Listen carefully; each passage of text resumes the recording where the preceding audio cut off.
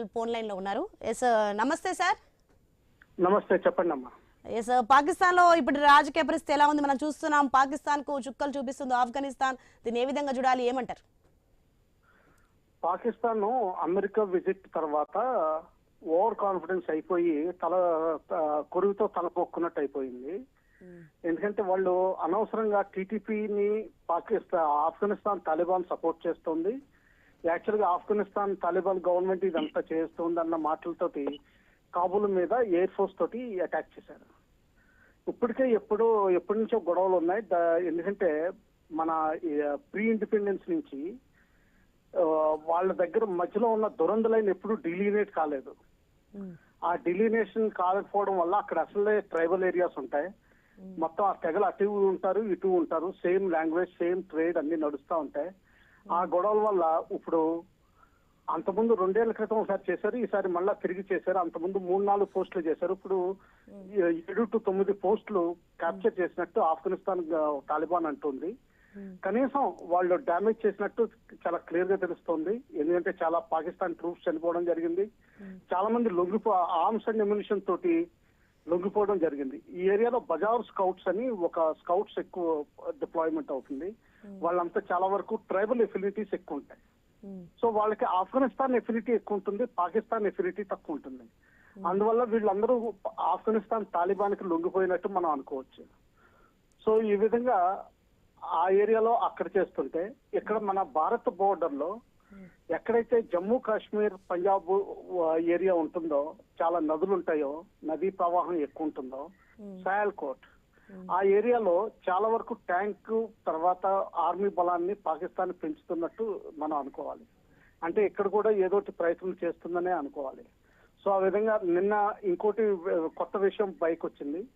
IMF ఏదైతే 1 billion loan ఇస్తానందో అది చెక్కు సంతకం పెట్టే అధికారులు ఎవరైతే లాస్ట్ అగ్రిమెంట్ కి పాకిస్తాన్ వచ్చారో వాళ్ళు లోన్ ఇవ్వమని చెప్పి వెనక్కి వెళ్ళిపోయారు. ఎందుకంటే పాకిస్తాన్ ఆ $1 బిలియన్ ని డైవర్ట్ చేస్తుంది, మిస్యూజ్ చేస్తుంది అని చెప్పి వెళ్ళిపోయారు. సో దీనివల్ల ఏంటంటే పాకిస్తాన్ 3 సైడ్ నుంచి తర్వాత బలూచిస్తాన్ ఇష్యూ నుంచి తీవ్రంగా ఇరుక్కుపోయినట్టు మనం భావించాల్సింది. చెప్పండి. కలాల్ గారు, అలాగే పాకిస్తాన్ ఉగ్రవాద సంస్థలకు ఆశ్రయం ఇస్తుందనే ఆరోపణలపై మీ అభిప్రాయం ఏంటి? అదే ఎప్పుడూ జరుగుతూనే ఉందండి. లాస్ట్ 84 నుంచి ట్రైనింగ్ ఇస్తానే ఉన్నారు. ఎప్పుడైతే 1979 లో ఆఫ్ఘనిస్తాన్ లో రష్యన్స్ వచ్చారో అమెరికన్ సపోర్ట్ పాకిస్తాన్ కి దొరకడం జరిగింది. ఫస్ట్ 5 years ఆఫ్ఘనిస్తాన్ ఇష్యూ మీద కొంచెం ఫోకస్ చేశారు. ఎప్పుడైతే దొంగతనం ఆర్మ్స్ ఎమ్యునిషన్ దొంగతనం చేయడానికి వాళ్ళకి వీలుపడిందో, ఫైనాన్సెస్ డైవర్ట్ చేయడం వీలుపడిందో, అప్పటి నుంచి పాకిస్తాన్ లో ఉగ్రముఖుల్ని పెంపొందించి జమ్మూ కాశ్మీర్ కి పంపించడం జరుగుతుంది. అది 1994 లో దాదాపు 10 ఏళ్ల పాటు తర్వాత పీక్ చేరుకుంది. దాదాపు 5,000 మంది టెర్రరిస్టులు మెయింటైన్ చేయగలిగారు కాశ్మీర్ లో at any point of time. అదే విధంగా వాళ్ళ ట్రైనింగ్ క్యాంప్స్ లో దాదాపు 3,000-4,000 మంది ఎప్పుడు రిజర్వ్ లో ఉండేవారు. కాకపోతే ఏంటంటే మన భారతదేశం ఆర్మీ తర్వాత గవర్నమెంట్ తీసుకున్న పాలసీల వల్ల, చర్యల వల్ల మెల్లగా తగ్గుతూ వచ్చింది. ఇప్పుడు బహుశా ఒక 124 మంది ఉన్నట్టు లెక్క. ఇంకా పాకిస్తాన్ లో ట్రైనింగ్ లో దాదాపు ఒక 500-600 మంది ఉంటారనుకోవచ్చు. వీళ్ళకి ఎక్కువ శిక్షణ పాకిస్తాన్ బోర్డర్ ఏరియాస్ లో, ఆఫ్ఘనిస్తాన్ బోర్డర్ ఏరియాస్ మార్చి అక్కడ ట్రైనింగ్ ఇస్తున్నట్టు రిపోర్ట్స్ వస్తున్నాయండి. చెప్పండి. ఓకే, తాలిబాన్ తో పాకిస్తాన్ సరిహద్దు పెరగడానికి కారణం ఏంటి? దీన్ని ఎలా చూడాలి? అంటే బీవీరావు గారు, గుడ్ మార్నింగ్. నేను శ్రీకాంత్ ని. చెప్పండి. అంటే ఇప్పుడు ప్రస్తుతానికి ఇక్కడ ఒక పొలిటికల్ లైన్ చూడాలంటే, ఒకవైపు పాకిస్తాన్ వెనక అమెరికా ఉంది అన్న లైన్ ఒకటి, పాకిస్తాన్ కి చైనాకి మధ్యలో రిలేషన్షిప్ కట్ అయిపోయింది, భారత్ కు చైనాకు మధ్యలో మిత్రత్వం పెరుగుతోంది. ఇట్లాంటి టైంలో తాలిబాన్ ప్రభుత్వ విదేశాంగ శాఖ మంత్రి అమీర్ ఖాన్ ముత్తాకి ప్రస్తుతం 8 రోజుల పర్యటనలో భారత్ లో పర్యటిస్తున్నారు. సో ఈ టైంలోనే పాకిస్తాన్ ఆఫ్ఘనిస్తాన్ పైన దాడులు చేయడం, ఇది భారత్ కు అమెరికా ఇస్తున్నటువంటి సంకేతమా, లేదంటే పాకిస్తాన్ ఇస్తున్నటువంటి సంకేతమా? ఎట్లా చూడొచ్చు? పాకిస్తాన్ తట్టుకొని నిల్చోగలుగుతుంది అనుకోవచ్చా? ఈ పరిణామాన్ని ఎట్లా ఎక్స్ప్లెయిన్ చేయొచ్చు?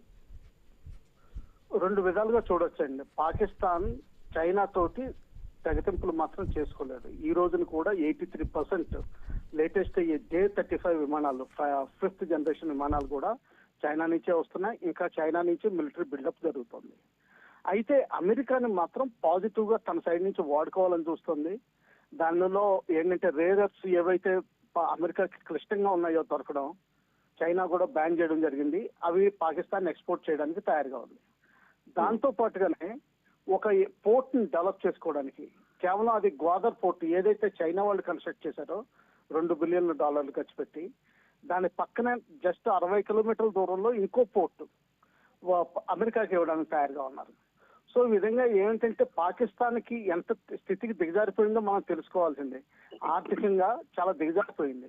అందుకని ఎవరు దొరికితే చాలు వాళ్ళకి అప్పు పెట్టి తీసుకొచ్చే రకంలో ఉన్నారు. ఇంకా ఆఫ్ఘనిస్తాన్ తోటి అంటారా, అది ఏమవుతుందంటే తాలిబాన్ ని అన్నది ఒరిజినల్ గా పాకిస్తాన్ మద్రసాస్ లో 1979 నుంచి ట్రైన్ చేయడం మొదలు పెట్టారు. వాళ్ళు ఆఫ్ఘనిస్తాన్ లో ట్రైన్ అవ్వలేదండి, పాకిస్తాన్ లో ట్రైనింగ్ తీసుకున్నారు. అందువల్లే మన విమానం కాందహార్ హైజాక్ అయినప్పుడు యాక్చువల్ గా ఈ లీడర్స్ చాలా మంది ఆపరేషన్ లో పాకిస్తాన్ సైడ్ నుంచి పార్టిసిపేట్ చేశారు కూడా. వీళ్ళందరూ పాకిస్తాన్ లో ట్రైన్ అయిన వాళ్ళు.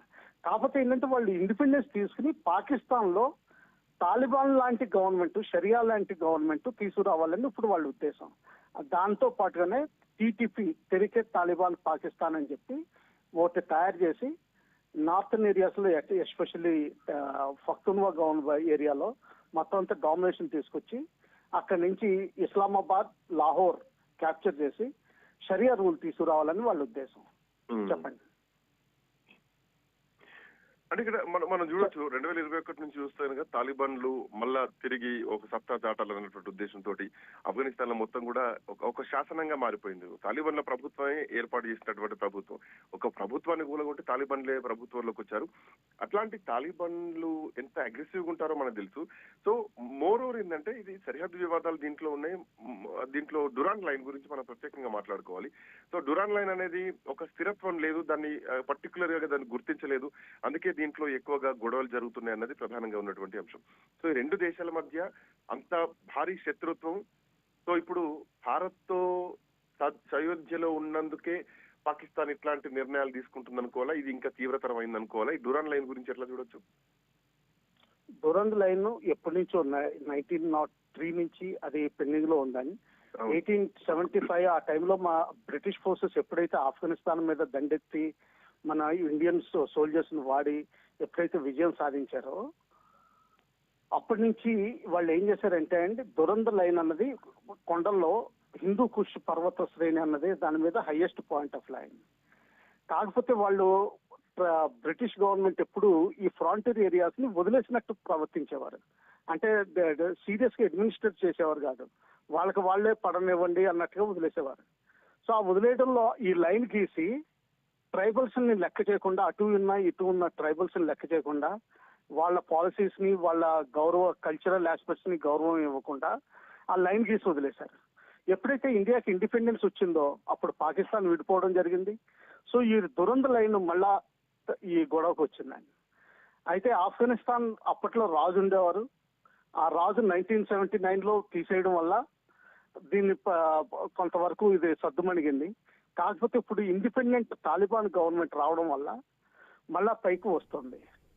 ఇది మన బ్రిటిషర్లు చేసిన చర్యకి మనమే బాధ్యులతో ఉంటున్నాం. ఇది పాకిస్తాన్ యాక్చువల్ గా ఇది లైన్ డిలీట్ చేయగలదు. ట్రైబల్ ఏరియాస్ ని ఆఫ్ఘనిస్తాన్ కి ఇచ్చేస్తే చాలా మంచి పని జరుగుతుంది. చెప్పండి. Okay sir, right, thank